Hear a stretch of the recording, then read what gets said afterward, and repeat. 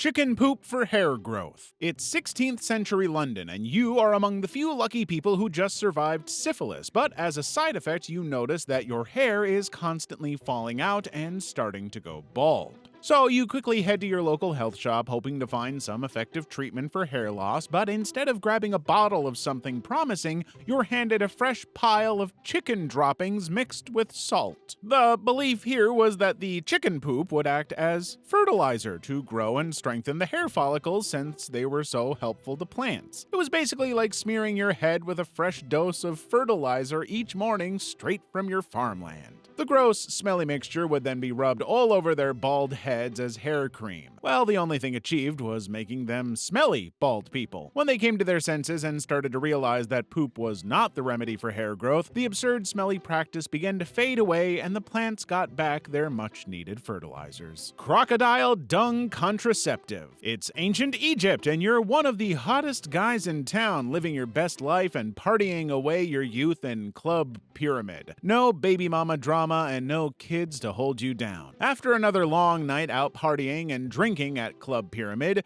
you convinced two of the sexiest girls to come home with you. At home, all three of you keep flirting with each other and decide to make love. However, one of the girls asks whether you have condoms since practicing safe sex is very important. But you assure them that you have something even better than a condom. After about 30 business seconds of intense lovemaking, you whip out your very own tested and trusted after-sex pill, Crocodile Dung. "Trust me, it's the best," you proclaim as you hand over the not-so-glamorous after-party favor. So basically, the woman would just stuff the crocodile poop up their honey pot after sex to stop the released sperm from getting to any unfertilized eggs. This disgusting recipe actually worked for them because the poop of the crocodile would produce pathogens and bacteria that would basically terminate any sperm that it came in contact with. However, let's just say the side effects were not exactly the user reviews you'd want to read. Aside from the obvious disgusting experience, the pathogens from the poop also gave them serious infections that would cause a thick white discharge that looked like cottage cheese to come out of their honey pot. It would itch, burn, and swell and had a very unpleasant odor. This infection would make peeing or even making love a very painful experience for them. Well, the practice died out as quickly as it came about because the women soon realized that they were basically shooting themselves in the knee by making love and stuffing themselves with poop afterward, since most of the women who did this ended up dead. Mouse brain toothpaste. The Romans were determined to get that fresh breath and clean teeth by any means necessary, and they were willing to do anything even if it meant crushing up the brain of dead rats and rubbing it all over their teeth. For their dental teeth cleanser, the Romans would catch rats, kill them, extract the brain matter, and then mix it with charcoal and burnt substances including animal bones and oyster shells to create toothpaste for their teeth. Now, if you think they ended their scientific career on making toothpaste here, then you'd be very wrong. As a cherry on top, they needed one final ingredient to bring the whole thing together, so urine was introduced. They would actually zip down and pee into their crushed up mouse brain mix and make the toothpaste more watery. The idea was that the mouse brain would provide fresh, minty breath because obviously the mouse brain screams freshness, while the urine would serve as a powerful cleaning agent because it contained ammonia. Well, as crazy as the recipe of using urine and brains for dental hygiene, there's actually evidence that the Romans had one of the best smiles in ancient times. Wigs. Believe it or not, wigs were the bread and butter of fashion for men and women in the ancient era. They wore it every single second of every day. From the moment they woke up from sleep to the time they had to go to bed, some people would even sleep with theirs, and the reason for this was that a lot of them suffered from baldness and extreme hair loss as a result of syphilis and other diseases. However, these wigs were never washed. This led them to not only sport their latest in hair fashion, but also to host a bustling ecosystem of lice, fleas, and the occasional beetle family reunion. When the wig's smell became unbearable and hard to ignore, they would quickly take it out and spray perfume on it to mask the disgusting odor, making the whole stench worse. So you had two options: either endure the stench of the greasy, unwashed wigs, or endure the awful after effects of the perfume-coated dirty wigs. Pig toilet. If you hear the term pig toilet for the first time, chances are you'll probably think they're just regular toilets for pigs to do their number two. However, the reality of what a pig toilet represents is all shades of nasty. First of all, they were not made for pigs to poop, but for humans to poop, and then the pigs would feed on the feces. Ancient Chinese men wanted to figure out how to manage and recycle human waste, so they created the pig toilet. It was basically a combination of a human toilet and a pigsty. Talk about fast food for swine. The basic design model involved mounting a wooden toilet pigsty. The men then connected a pipe or chute from the toilet directly into the sty, so if you went inside to poop, your waste would literally just slide down the tube and fall into the pig's eating plate. The poop was basically breakfast, lunch, and dinner for the poor, unsuspecting pigs. And if that's not enough to turn your stomach, the poop from the pigs was also harvested and used as fertilizers for their crops because the digestive systems of the pigs allowed them to break down the poop from humans even better. It was essentially just one disgusting cycle of recycling poop. Well, this method of recycling waste came to a stop as fast as the stupid idea started because it was a very messy situation. Not only did it make the whole place stink like shit all the time,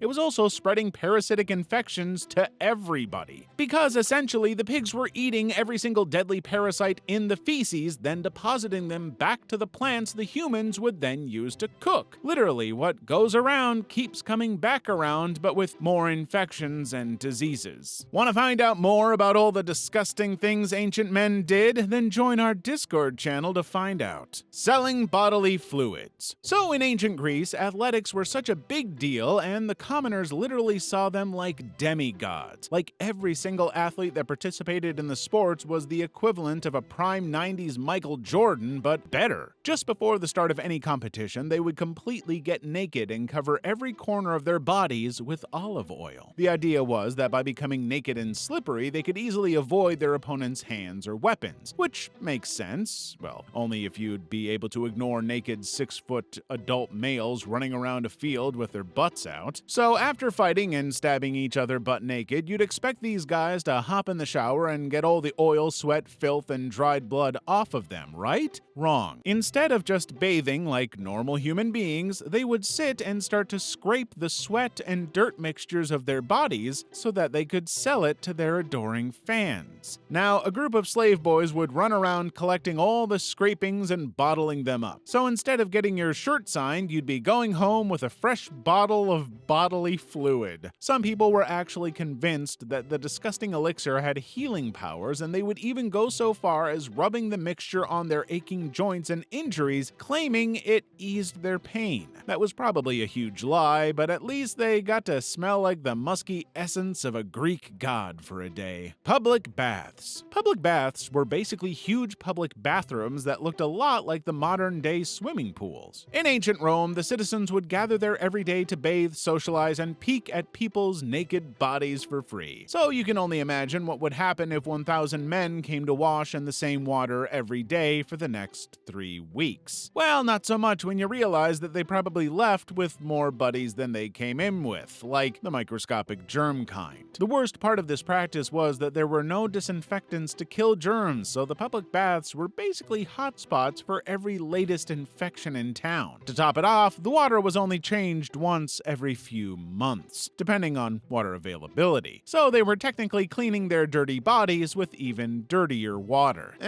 People in ancient times don't seem to have a high IQ. I guess we really did evolve from monkeys.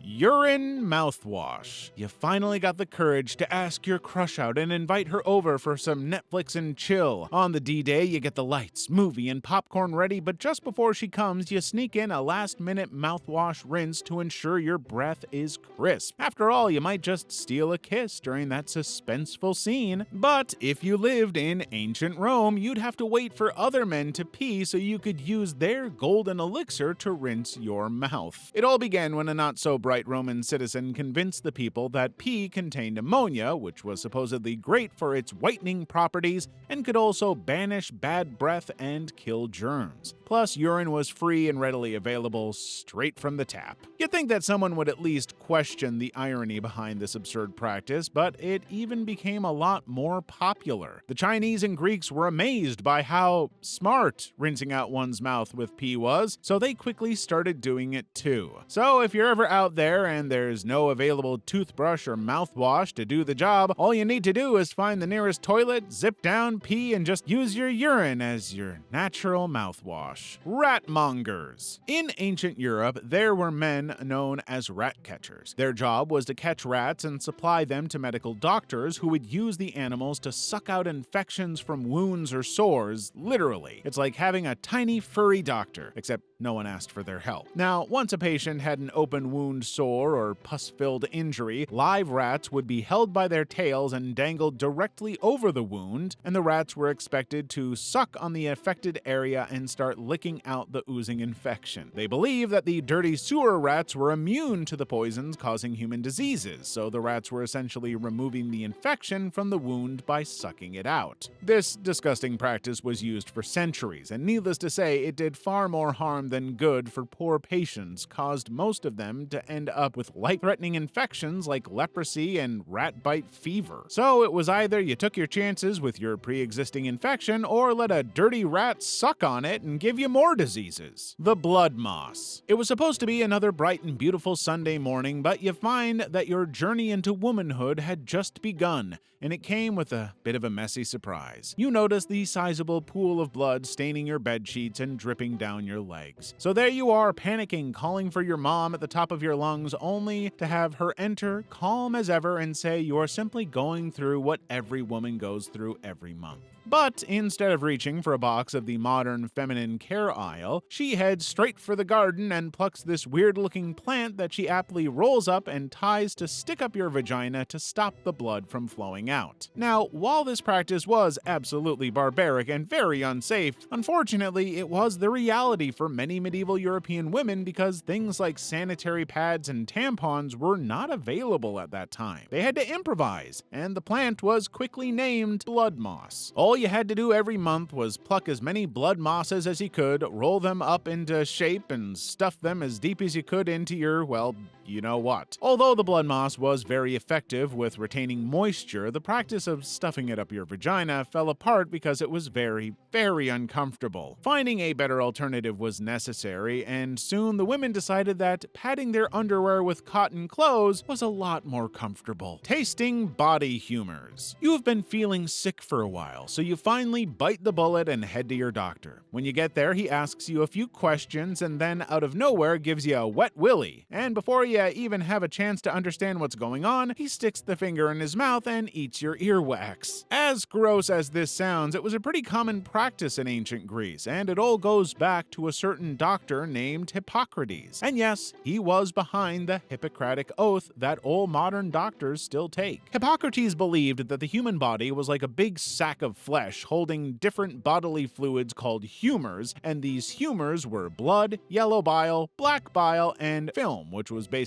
your snot, vomit, urine, blood, poop, and even your earwax. According to him, each humor represented an emotional state, so for a person to be healthy, all the humors had to be in a perfect balance. So, as part of their medical training, all the doctors would be presented with every single bodily fluid, from vomit to earwax, and they were required to taste all of it. The purpose of this quite disgusting act was so they could tell the difference between a healthy person's urine and a sick person's urine. As long as it was coming out of your body, Hippocrates and his interns were going to taste it. So, to truly know if you were healthy and properly balanced, all the doctors had to do was go down to Flavor Town. Dung plastering. Ancient Egyptians had a very unique process of burying their dead. It was basically a process called mummification, which was essentially using sawdust, herbs, and moss to keep the dead internal organs from decaying. This was because they believed that preserving parts of the dead body would make one's journey to the afterlife very smooth. Now, this is where it gets interesting. When a pharaoh dies, they would remove all his internal organs and dry the empty body out to remove all the moisture. The problem here was this process left the body looking hollow and sunken because all the moisture has dried out. So they stuffed the body with sawdust and moss, but it it did not fill up the hollow parts or give the lifelike look that they were aiming for, so the Egyptians had to think of another substance that would act as the filling. So they introduced cow and goat poop to the mixture because they were very sticky and could be molded into different shapes. They used it to create a paste that would fill up all the hollow areas left in the dead body, and it was also a binding agent to seal up the dead body before it was wrapped in linen cloths. Basically, the dung was like the glue that held the whole body together and gave the mummy a more lifelike look overall.